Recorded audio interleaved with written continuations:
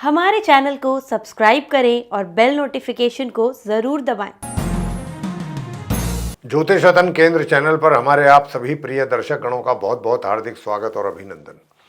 मेरे प्रिय साथियों, मैं हूं आचार्य पंडित सर्वदानंद शर्मा। मेरी ओर से भी आप सभी को एक बार फिर प्यार भरा नमस्कार। तो मेरे प्रिय साथियों, चर्चा का विषय है मासिक राशिफल यानी कि मंथली राशिफल। और मंथली राशिफल है ये नवंबर 2024 का। और इसके माध्यम से हम जानने की कोशिश करेंगे कि जो हमारे मकर लगन राशि के जातक हैं उनका ये नवंबर 2024 का महीना कैसा रहने वाला है, किस प्रकार के रिजल्ट्स आपको मिलने जा रहे हैं मकर लगन राशि के जातकों को इस नवंबर 2024 में। इस बात को लेकर के आपके साथ हम चर्चा करेंगे और अंत में देंगे कुछ सरल, आसान और बहुत उत्तम उपाय, बहुत छोटे छोटे उपाय।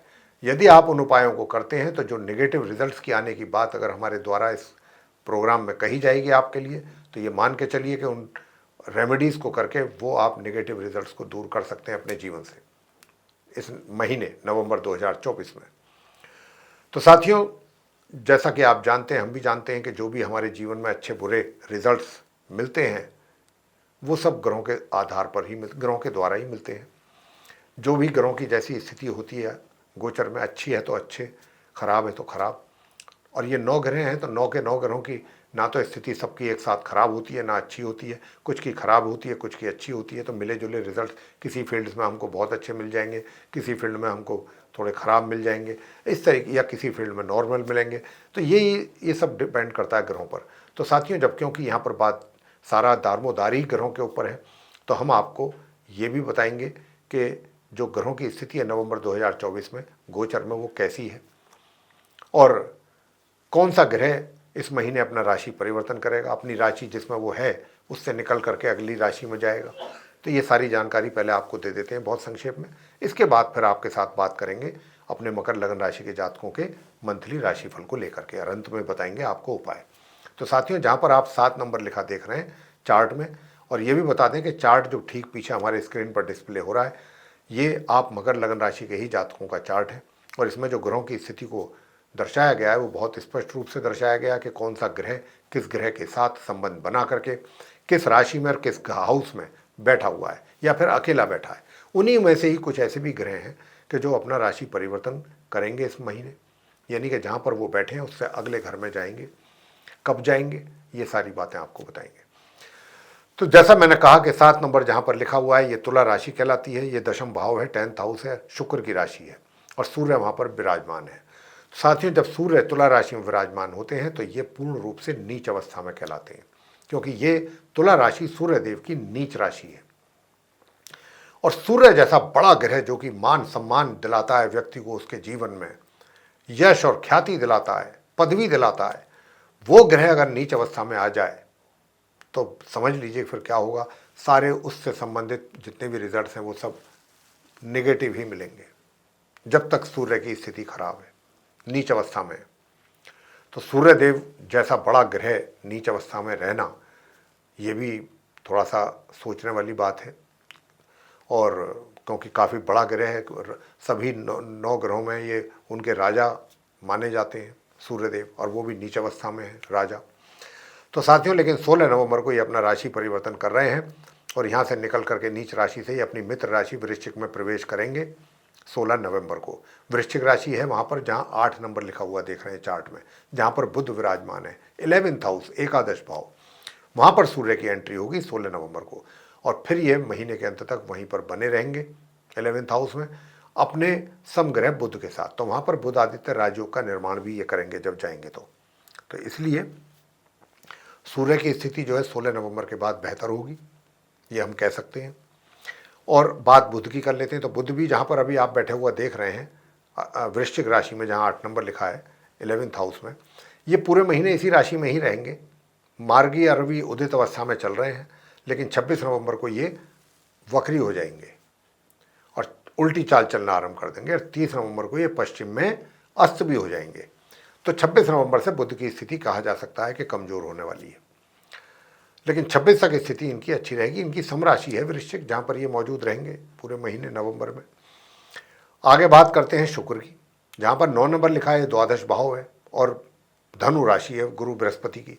अब शुक्र की ये समराशि है, तो शुक्र जो है यहाँ पर बैठे हैं इस समराशि में, द्वादश भाव में। ये महीने के आरंभ से नहीं है, ये महीने की पहली तारीख से, नवंबर की पहली तारीख से नवंबर की 6 तारीख तक ये रहेंगे अपने परम मित्र ग्रह बुध के साथ, उसी के घर में, वृश्चिक राशि में 6 दिन शुरू के।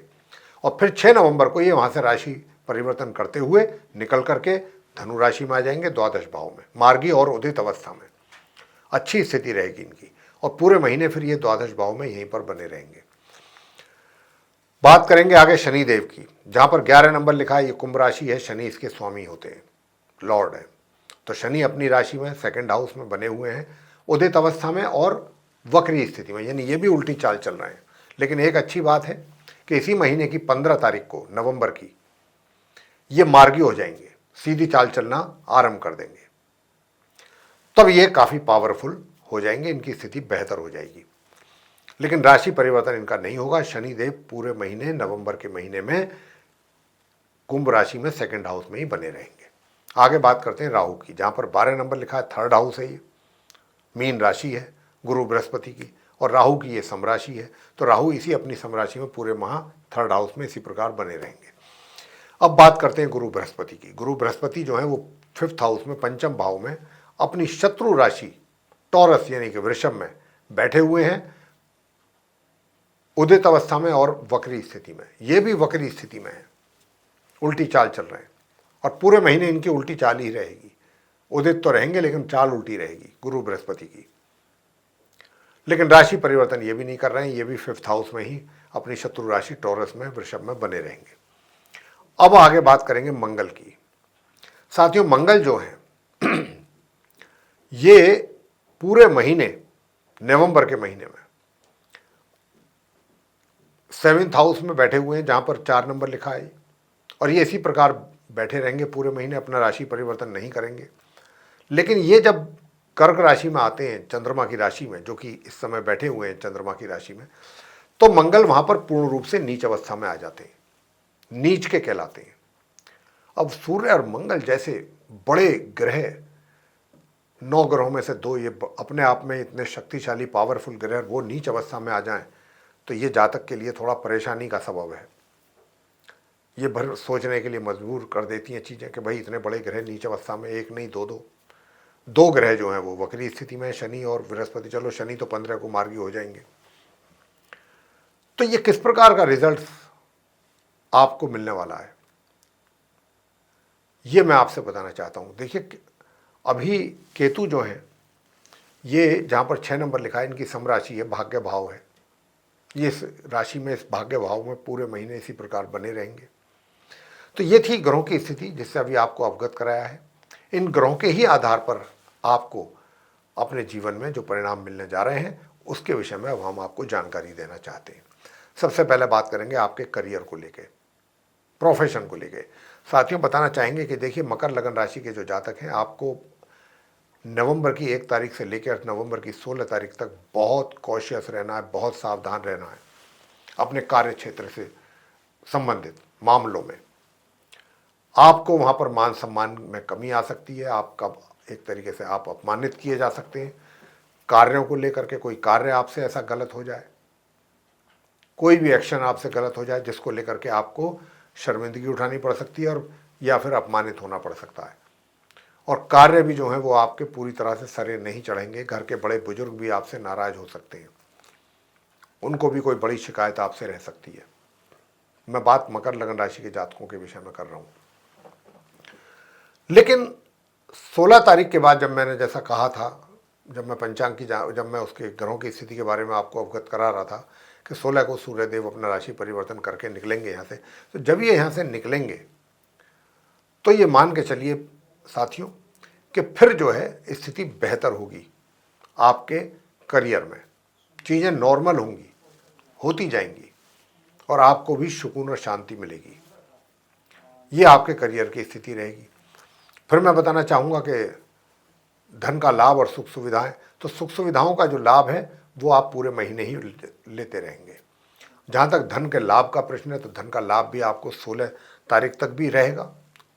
16 के बाद और अधिक मात्रा में धन का लाभ आपको होने वाला है। धन का फ्लो काफ़ी अच्छा रहेगा आपके हाथों में इस महीने, और थोड़ा बहुत पैसा भी आप सेव जरूर कर लेंगे किसी ना किसी रूप में। और 15 के बाद अगर पैसा सेव करते हैं तो ये बहुत अच्छा रहेगा आपके लिए। कुछ ज़्यादा धन भी आप सेव कर सकते हैं या इन्वेस्ट कर सकते हैं। साथियों, ये तो धन की स्थिति रही। अब मैं बात करूंगा आपसे सुख सुविधाओं की भी, मैंने आपको बता दी। प्रेम संबंधों को लेके कि भाई प्रेम संबंध आपके कैसे रहेंगे। तो साथियों, मैं बताना चाहता हूं कि देखिए, प्रेम संबंध जो है बहुत ही नॉर्मल तरीके से चलेंगे, और आप एक दूसरे का बड़ा सम्मान भी करेंगे और एक दूसरे का बड़ा ख्याल भी रखेंगे, और आपका एक दूसरे के प्रति व्यवहार भी बहुत अच्छा रहेगा, सॉफ्ट रहेगा। लेकिन विवाह का योग ना होने की वजह से अभी ये संबंध इसी तरह से चलेंगे। बात करते हैं वैवाहिक संबंधों की। प्रिय साथियों, बताना चाहूंगा कि वैवाहिक संबंध इस महीने बहुत तनावपूर्ण स्थिति में दिख रहे हैं। उपाय भी देंगे आपको, उपाय आप करें तो ताकि आपकी जो है ये समस्याएं दूर हों। मैंने जैसा कहा कि वैवाहिक जीवन में तनाव है। और साथियों, मैं बताना चाहता हूं कि देखिए, वैवाहिक जीवन के साथ साथ जो घर के बड़े बुजुर्ग हैं उनका भी आपको आशीर्वाद में कमी रह सकती है, और जो आपका पराक्रम है, पराक्रम सही रहेगा, नॉर्मल रहेगा।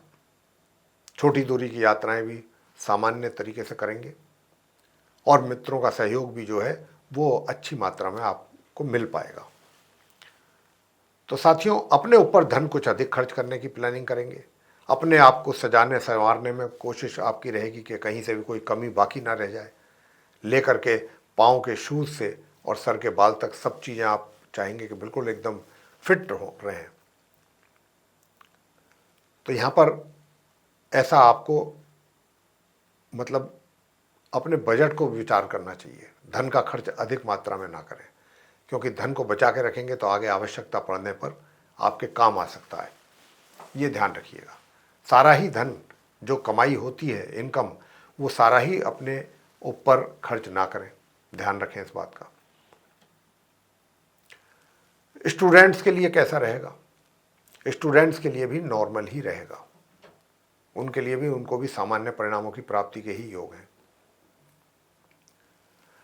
संतान के द्वारा कैसा रहेगा? संतान के द्वारा भी सामान्य से मध्यम परिणामों की प्राप्ति माता पिता को होने की संभावना है। स्वास्थ्य कैसा रहेगा? साथियों, मैं बताना चाहता हूं कि देखिए, स्वास्थ्य आपका वैसे तो अच्छा बना रहेगा, लेकिन बीच बीच में कोई भी ऐसी समस्या खड़ी हो सकती है, तो आपको बहुत संभल करके रहना है, बहुत सावधान रहना है, सावधानी से कार्य करने, इस बात का आप जरूर ध्यान रखिए। उपाय आपको क्या करना है? प्रिय साथियों, प्रत्येक मंगलवार हनुमान जी के मंदिर में जाएं और हो सके तो चोला चढ़ाएं। सरसों का तेल का दीपक जला के वहीं बैठ करके हनुमान चालीसा का पाठ करें। लेकिन महिलाएं जो हैं वो घर में हनुमान जी की पूजा कर सकती हैं, हनुमान जी का पाठ कर सकती हैं, या फिर सुंदरकांड का पाठ करें। इसके अतिरिक्त साथियों, जो दूसरा उपाय हम आपको अभी बता रहे थे, वो क्या करना है?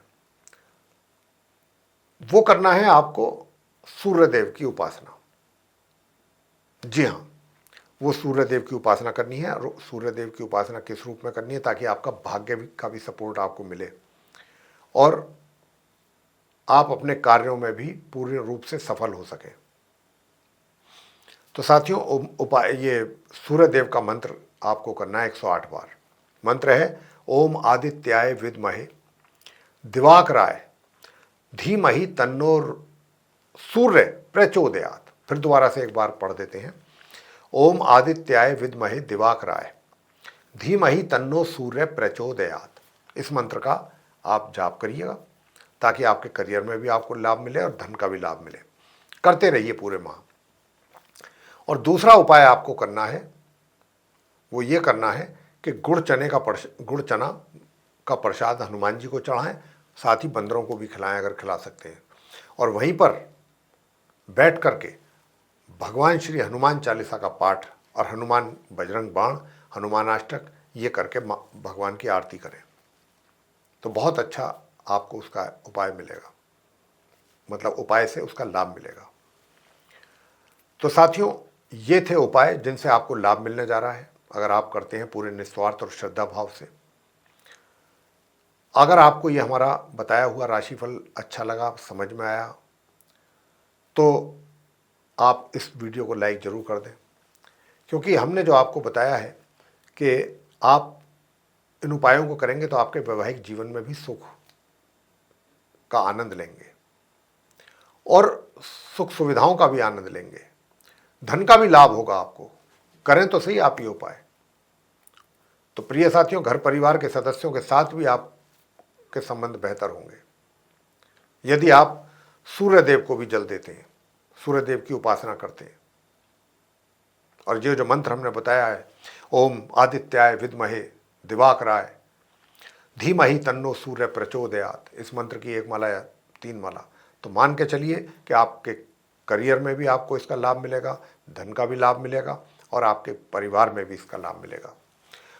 तो साथियों, ये थी चर्चा मकर लगन राशि के जातकों के मंथली राशिफल नवंबर 2024 को लेकर के।